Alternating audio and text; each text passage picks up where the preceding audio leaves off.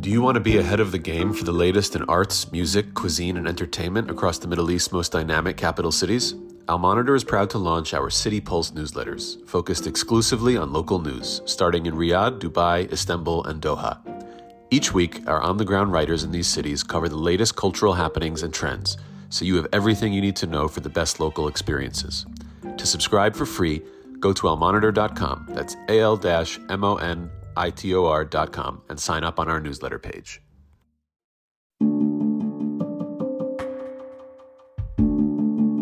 Welcome to On the Middle East, Al Monitor's podcast on the big and interesting stories in the region. My name is Amran Zaman, and today I'll be discussing the role of Syria's tribes in light of the recent violence in the province of Suwayda. More than 1,000 people reportedly died in clashes pitting Sunni Bedouin tribes against members of the Druze minority.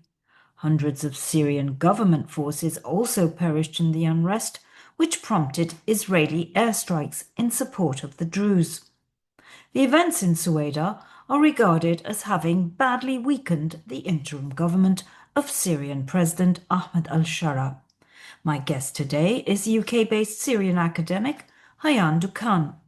Haian is the author of State and Tribes in Syria, which is essential reading in order to understand the complex dynamics of Syrian society and politics.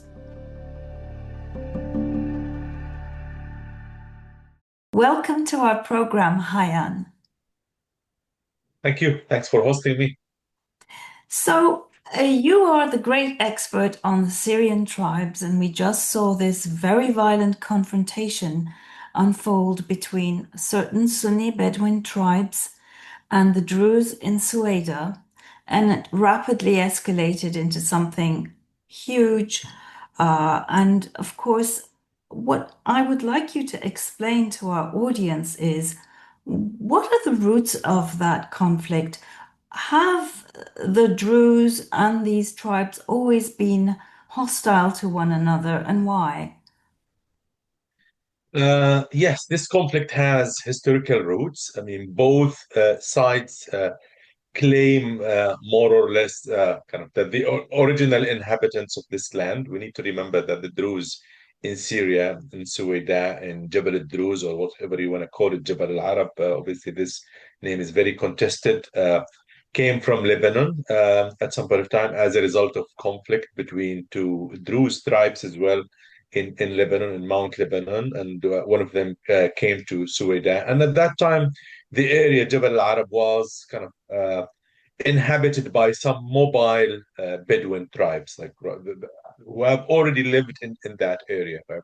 But because they had that kind of mobile pastoralist kind of style of living, they did not really settle down in a particular area. They were kind of just moving around. Sometimes they would head towards the Badia, towards the desert, like in other parts of Syria, and then they would come back. So they were mainly looking for water and kind of grazing, right, for their herds at that time.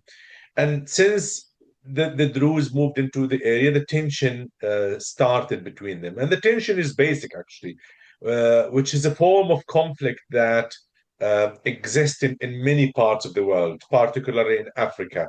It's the tension between the nomadic lifestyle and the agricultural lifestyle. You have Bedouin herders who have sheep and camels at some point of time, and goats, who at times of like drought and economic difficulties end up basically grazing in the agricultural fields of the Druze farmers, right? So this is how it started. It was a conflict over grazing rights. The Bedouin felt, well, this was our rights. We have always, had the right to kind of to graze our sheep here, and now we have been restricted because the Druze are expanding their agricultural tracts. And then the Druze would say, this is our land. And the Bedouin would say, well, this is our land. We have always or historically kind of used this area, as pasture for our herds.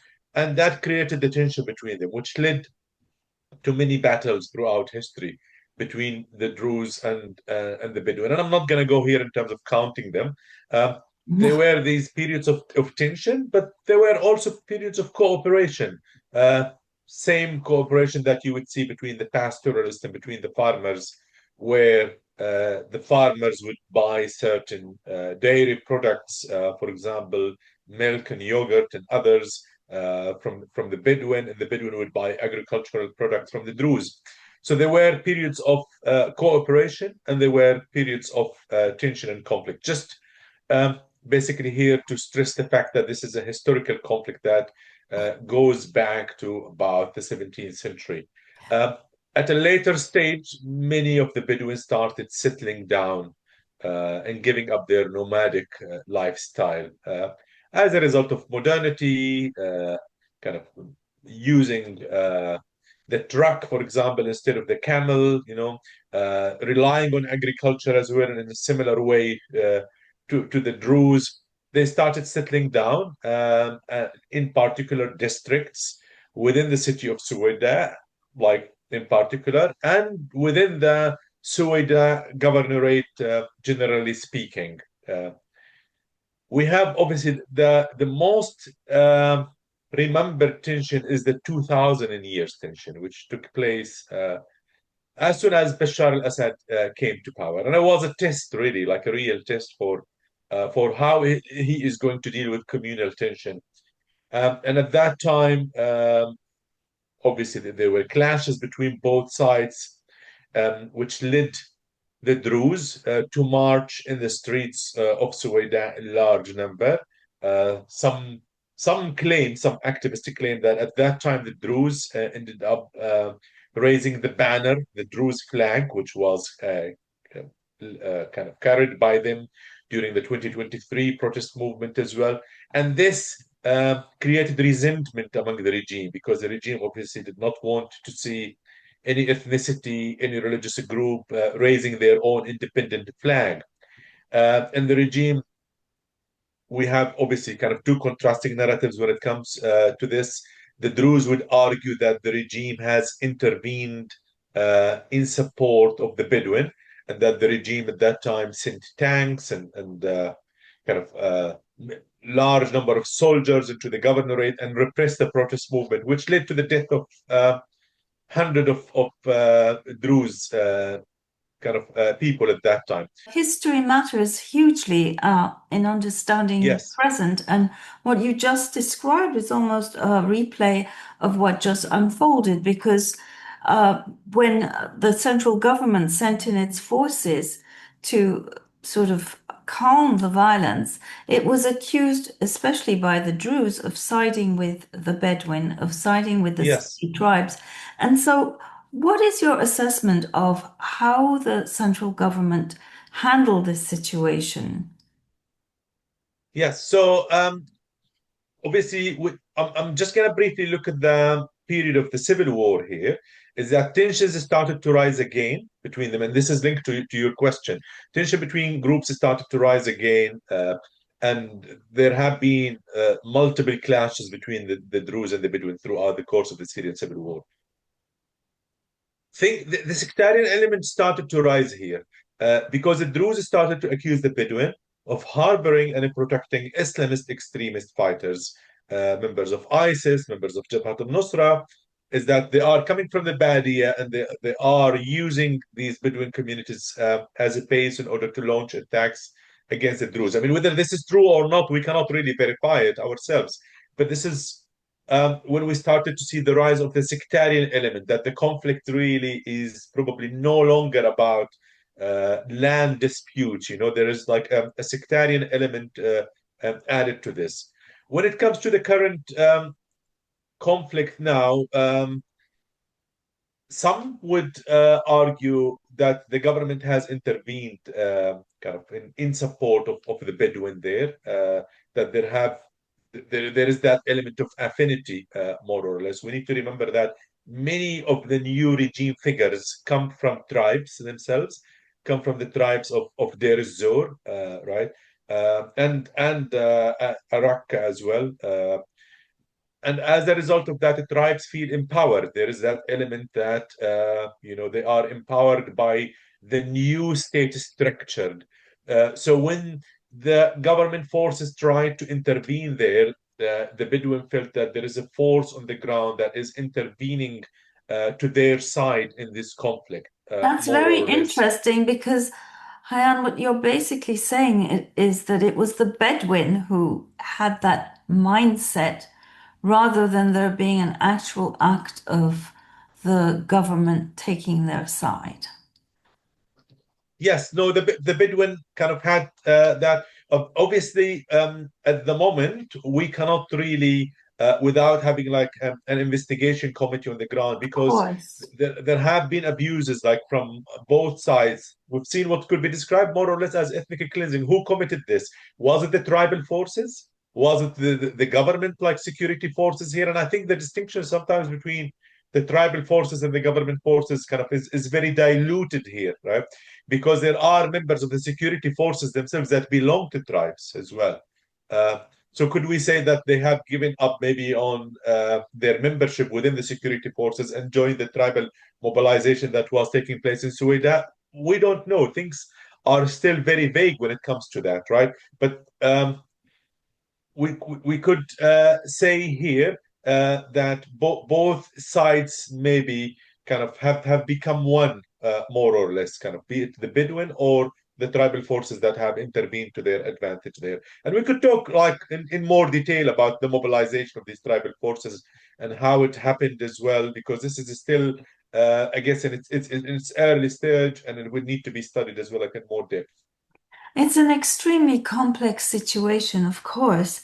And what we're now hearing, in fact, somehow contradicts, I would say, the claim that these government forces were acting on their behalf, on behalf of the tribes, because there seems to be quite a bit of quote unquote Sunni anger towards the government, the fact that they somehow bowed to Israel's demands, pulled out of Suwayda, that so many people died, so many of Yeah, their own clansmen died, and also obviously a lot of the members of the security forces also died, making the president look rather weak.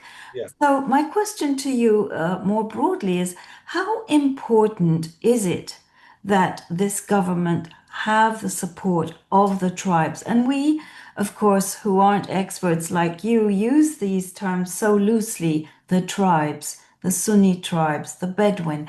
Can you explain to us, first of all, as I said, how important is tribal support? And second, which tribes really matter? Yes.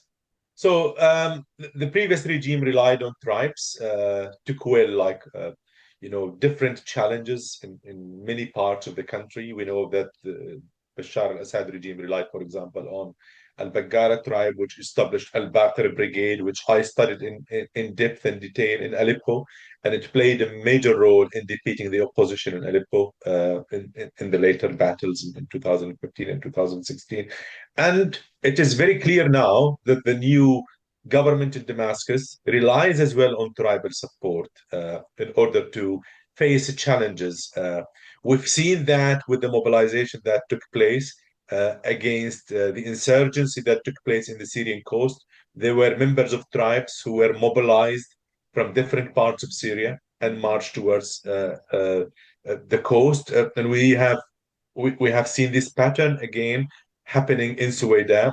I mean, this is, I would say, a low cost, obviously, kind of, military force that could be deployed at a fast speed by the government in order to quell these challenges. And the fact now, obviously, that the new regime, more or less, is Sunni, and these tribes are Sunni. So there is that religious kind of affinity between both of them, which shows to us that this new regime will be actually more efficient than Bashar al-Assad regime in terms of mobilizing the tribes and using them, because they have the ability to mobilize two identities here: the tribal identity and the Sunni identity as well.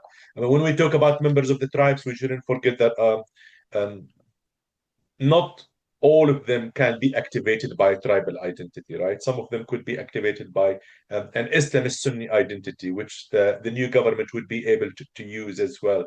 Um, you asked me the question about which tribes will be very important for the new regime. Obviously, the Laghedat, which is one of the major tribes in Deir ez-Zor, and we know that Abu Muhammad al-Jawlani, the current president, Ahmed al-Shara, at some point of time, was on al-Shhail, the Shhail in Deir ez-Zor, where was his stronghold, and he was besieged by ISIS there.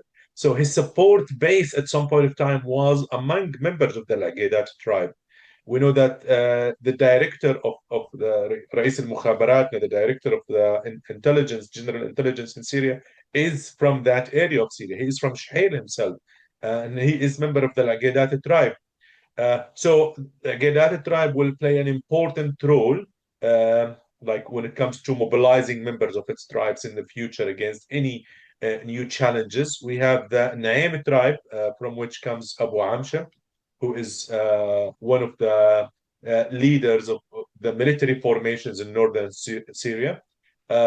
We have obviously members of like Bani Khalid, Al-Pawa'ira, and all other tribes. But I would say the Naim and the Laghedat in particular will be important, and they have joined the mobilization in Suwayda in large number, mainly because they are large tribes that will be able to offer large kind of fighting force for the new regime.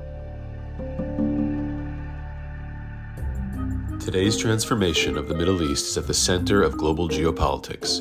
Whether you're an analyst, diplomat, executive, or academic, you need the best reporting and analysis to understand what's really happening on the ground and what it means for the world. Al-Monitor is the award-winning independent leader in Middle East news. From Riyadh to Beirut, Abu Dhabi to Doha, and Baghdad to Tehran, our team of over 100 expert journalists report daily on the top stories driving the regional trends. Download our mobile app and subscribe to Al-Monitor to follow what leaders and decision makers are reading every day.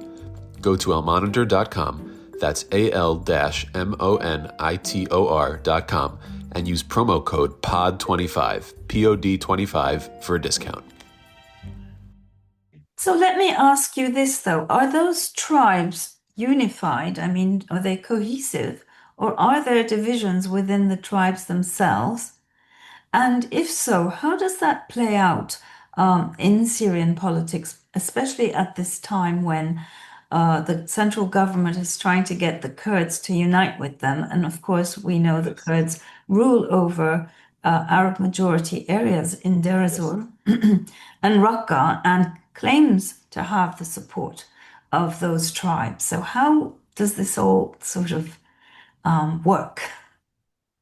So there are processes of cohesion and fragmentation among the tribes, and this is something that I have looked at previously from like sociological point of view about how when we look at the tribes, we often think of them as homogeneous entities, and that is really not the case, right?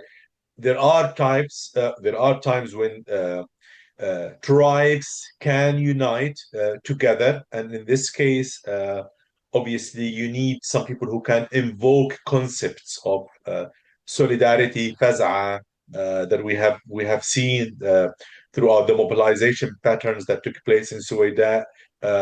You need people who can use historical incidents or tribal poetry, which we have seen.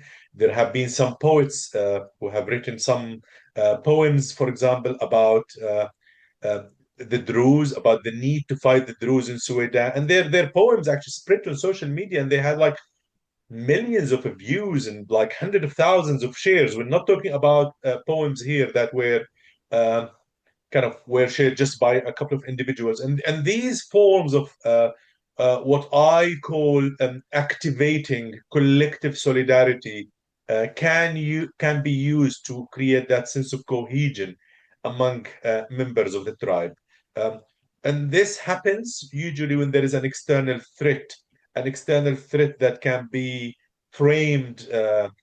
Previously, it used to be obviously the state media. Now, social media that is playing an important role in mobilizing the tribes and creating that sense of What is their collective identity. favorite social media tool? Facebook or? I would say Facebook in particular, yes. Okay. Facebook and YouTube, yes. And there are processes of fragmentation as well. I mean, we've seen members of the tribe, for example, in their Zor throughout the course of the Syrian civil war, fighting over the spoils of war, fighting over control of oil resources. We've seen clashes between members of the tribes in Raqqa.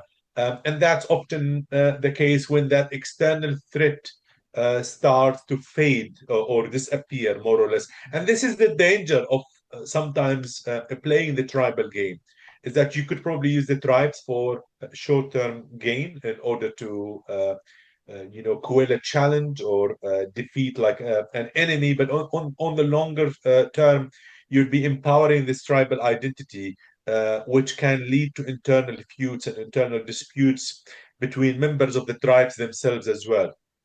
That's fascinating, of course. And so I return to my question. How does this play out in terms of Kurdish Damascus dynamics and what the situation in Deir ez-Zor and Raqqa? Yes, yeah. Of course, if things were to escalate between the central government and between the self-administration in northeastern Syria, the new government is going to mobilize the tribes and is going to try to use the tribes in its battle against the self-administration. And I think what has been done actually in Suwayda sends a clear message to the self-administration that there is a similar pattern there. We have, you could see how we could mobilize the tribes and use them in Suwayda, and we could do the same thing in northeastern Syria. The only caveat here that could add to this is that the self-administration itself is already ahead of the game in terms of like creating alliances with certain tribes. And I know that there are already grievances among members of certain tribes against the self-administration for so many reasons that couldn't be listed like in this conversation. One of them is the distribution of the oil wealth. One of them is kind of the security operation against members of ISIS in northeastern Syria. There are grievances, I would say, particularly like in the governorate of Deir ez-Zor. One of them revolves around distributing the benefits of the oil. Members of the tribes of Deir ez-Zor feel that they are entitled to have more revenues from the oil profits that exist in their governorate, that this oil exists in their territory, in their land, and that they are not getting enough in return of extracting the oil and selling it abroad. This is one thing. The other thing has to do with the fact that many Arabs in Deir ez-Zor feel that they are excluded from the process of decision making, is that there are Kurdish advisors who are based in Deir ez-Zor who have the upper word when it comes to the process of decision making. There are security grievances as well, which happens as a result of like counter terrorist operations. As you know, some members of the tribes at some point of time were members of ISIS. And when the SDF is launching an attack against a sleeper cell of ISIS, this could lead to the death of civilians, which we could describe as collateral damage, or arresting people sometimes who are being suspected as being members of ISIS. Well, that opens Sleeper a cells. whole But that, other can of worms, doesn't it? Because we also know that yeah, during the exactly. war against ISIS, the coalition, I Yes, mean, caused yeah, a lot of quote unquote collateral damage, and there must be yes, deeply yeah, rooted grievances against yeah, the United States yeah. also in those areas. But ultimately, it seems to me, as an outsider anyway, that this whole alliance between the SDF and the tribes is very much predicated on the presence of the United States in that region. And if US forces were to withdraw, it seems to me Yes. that those tribes could flip quite easily. Do you agree with that assessment? Yes, I am in total agreement with your statement, is that they will see that the balance of power is shifting towards the central government, and they will be switching sides towards the central government in Damascus and could take part in any potential like military operation if obviously kind of like a settlement was not reached too peacefully. But this is something to be seen. And as I mentioned, I think kind of these tensions could be used, obviously, by the new government in order to mobilize the tribes and use them against the self-administration. But there are tribes, obviously, that have historically sided with the self-administration, such as the Shammar, for example, Yes. led by who have their own military formation, the Sanadid, Yes. and they have their historical tension with the Agedat as well. So, as I mentioned before, like the self-administration kind of has woven kind of these set of alliances as well with certain tribes. And what worries me here is if both sides, the self-administration and central government, were to head into confrontation, is that this could lead to tribal warfare between members of the same tribe, with some siding with the central government and some siding with the self-administration. But as you mentioned, that there are so many factors that could influence this, including the American presence in eastern Syria, which is playing, I would say, a stabilizing role at the moment. Indeed, and of course, there's also the Turkey factor, and we know that Turkey is very keen for the Kurds to collapse their administration and for their forces to fold into this new national army that's being formed and really cranking up the pressure, at least rhetorically, and threatening to follow on with actual physical military pressure. So a lot going on, but clearly, I mean, you surely as a Syrian feel that it's so important that Syria does not fail again and that some compromise be reached between all these sides. Haian, thank you so very much for joining us here today. Thanks for having me, and I really enjoyed talking to you about what is happening in Syria at the moment. Thank you. Well, that's all for today. I hope you learned as much as I did from my conversation with Haian. For more in-depth coverage of the Middle East, please go to our website, www.al-monitor.com. Thank you and goodbye.